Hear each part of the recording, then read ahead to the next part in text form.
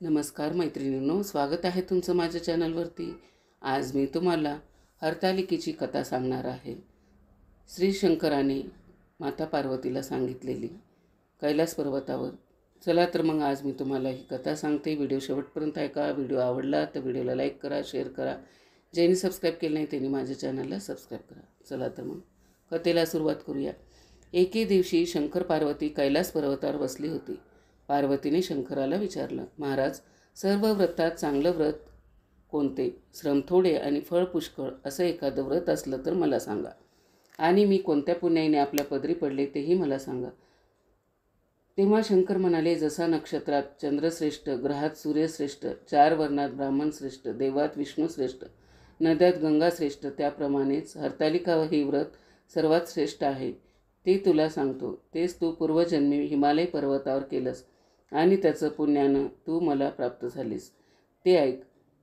ते व्रत भाद्रपद महिन्यातील पहिल्या तृतीयेला करावं। ते पूर्वी तू कसं केलं ते मी तुला सांगतो।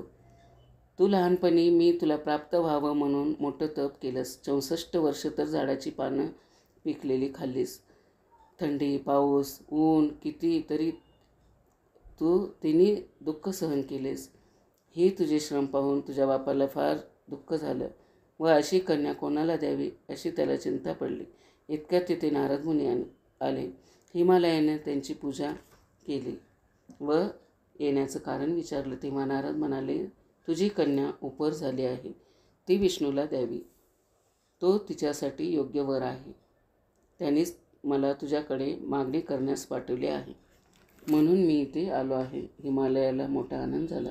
त्याने ही गोष्ट कबूल केली। नंतर नारद तिथून निघून आले।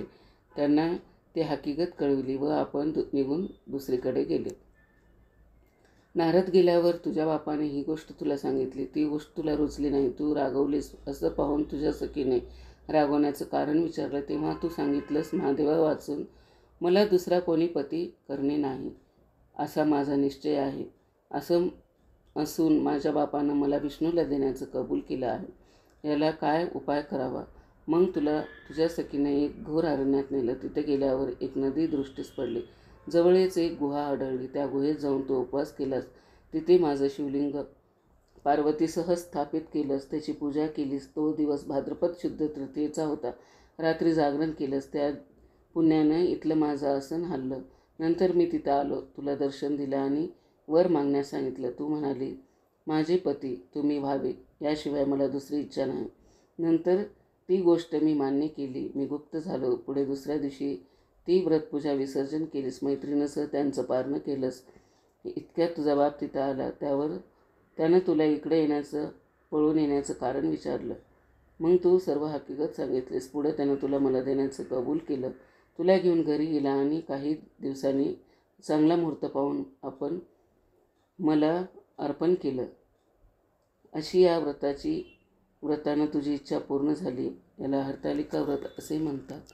याची विधी, ज्या ठिकाणी हे व्रत करायचं असेल त्या ठिकाणी तोरण बांधावं, केळीचे खांब लावून ते स्थळ सुशोभित करावं, पुढे रांगोळी घालून पार्वतीसह महादेवाचे लिंग स्थापन करावे, षोडोपचार आणि पूजा करावी, मनोभावे त्याची प्रार्थना करावी, नंतर ही कहाणी करावी व रात्री जागरण करावं। या व्रतानं प्राणी पापापासून मुक्त होतो, 7 जन्माचं पातक नाहीसं होतं, राज्य मिळतं, स्त्रियांचं सौभाग्य वाढतं। या दिवशी बायकांनी जर काही खाल्लं तर त्या जन्मवंद्या होतात, दारिद्र्य येतं व पुत्रशोक होतो।